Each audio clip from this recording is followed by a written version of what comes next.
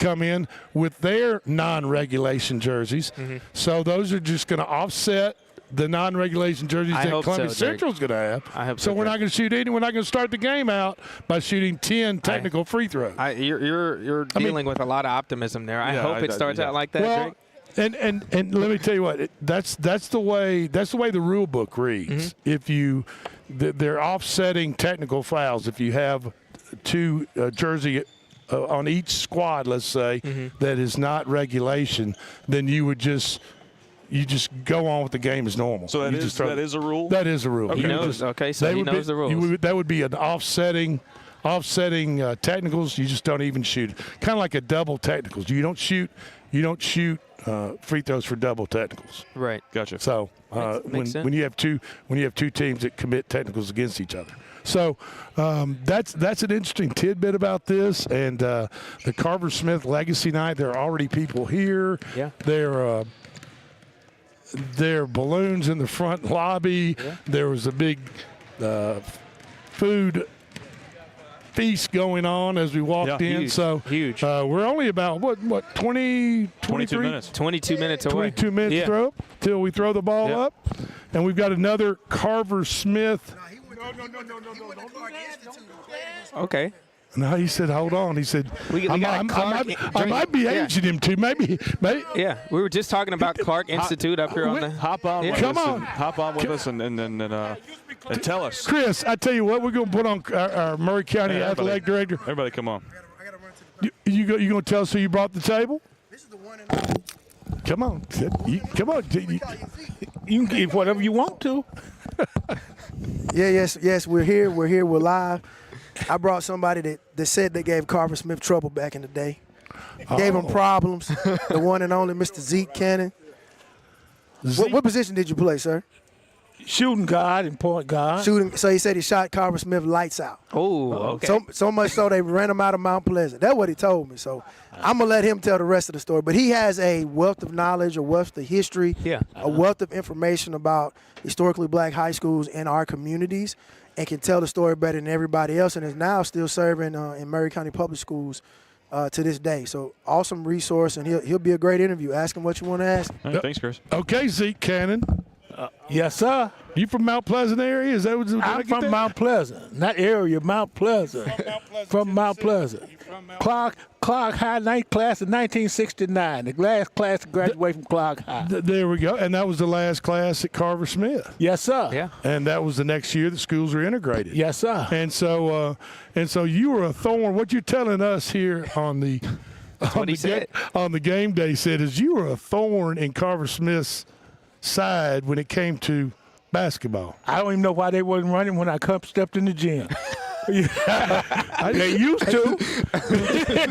now you played point guard, right? Yes, sir. But did you ever meet a shot that you didn't really like? Or No, you, sir. No. Every time you got open, it was time to shoot. Yeah, that's why I was there. Go time. That's good. And when you stepped in the gym, you were in range. You understand the game. That's it. You understand the game. I know. Well, you got to look. You got to score points. Yes, sir. The whole idea about basketball is scoring more points than the other team, right? Yes, sir. Yes, sir. So tell us what you remember. Tell us some of the best memories, because now Clark was in the Mount Pleasant area. Clark was at Mount Pleasant, Tennessee. Okay. Now, how big of a rivalry was Clark and Carver Smith? That was the main rivalry. That was the main rivalry. That was UT Alabama. That was Alabama Auburn stuff. That was it. For high school basketball in the black schools in Middle Tennessee, Clark and Carver Smith were the #1 rivals. And so when that game came along, it was a big deal back in the day. I mean,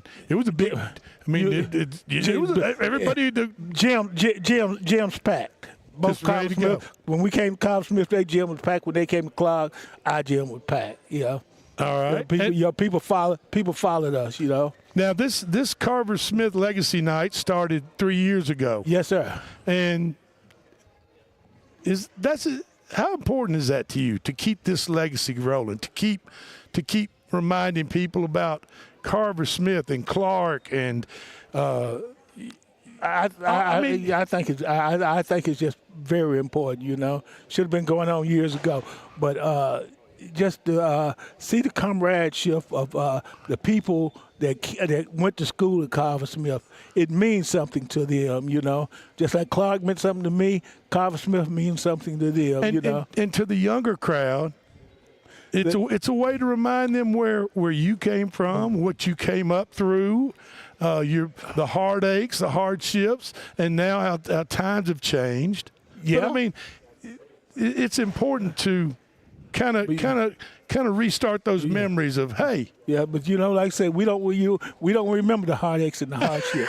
Yeah, When you're that age, I remember, you just remember how many points you scored against. When you're that age, you just remember how many you hung on Carver Smith one night. I remember it's a good time. You know, that's when I can come. I can come to the. I'm from Clark High. I was a rival. I can still come to the Carver Smith Legacy night, and you know, I see the players I played against, and they welcome me with open arms. They welcome me with open arms. They know, you know, they know who I am.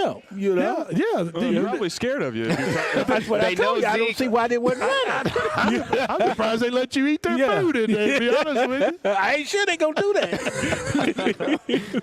But you know, I say it was a great rival, you know. And by the way, you know, I come from Clark High. I was on the first all-black team in Murray County to win the district tournament in 1968. All right. The old Central High Gym, you know, we packed it for the finals of the 1968 district tournament against the Columbia Lions. And you couldn't move in that place. You couldn't move, you know. Like I say, you know, they had people y'all win? Did you win? Did you win? I wouldn't tell the story if I didn't win. You know, and you know that. Now, I'm gonna give you. I'm glad you're telling the story. I'm gonna give you the names now. You know who I played. Let's go. Who I played against. You know, we'll probably know a few of them. Jimmy Kelly. Okay. Lee Fowler. Absolutely. You know, our ex superintendent Eddie Higman. You know, these are the people we played against. That. And so, I mean, it was a black school against a white school at that time. Yes, sir. So that was a big. I mean, that was a big deal. That was a big deal. That was a big deal. I mean, it was making news. It was and I told you, but this gym, the old gym, bigger, more people had. They had more people back then. Yeah. You know, it was totally packed. You know, people they sold many tickets. People were standing around there. When you shot a layup, they just push it back out on the court. And it was, and you remember that night, like it was vividly. How many you scored that night? Do you remember? Who, me? Yeah, I'm not talking to anybody else. Nah, I was on some team with the bad boys. I scored about 4 points. I scored about 4 points that night. Because you know that was my junior year. You know, I had some fellas. I hadn't heard my stripes yet. Now Zeke, we're joined by the smoothest voice in the business. I know it. Mr. Barry Duke, and Barry, you've been sitting on the sidelines, kind of listening to the stories that Mr. Cannon's been telling us. What can you add? I had to come over and do